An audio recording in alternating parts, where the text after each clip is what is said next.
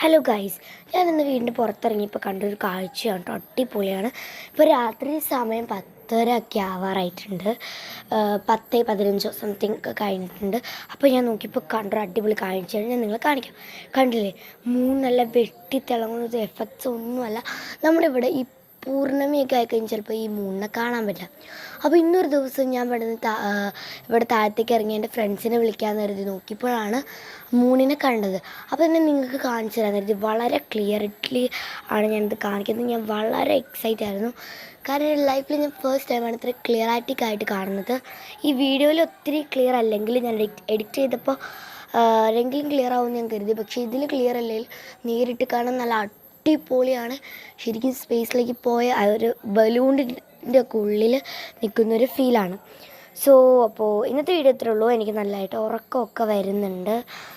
അപ്പോൾ ബായ്. അപ്പോൾ എല്ലാവരും ലൈക്ക്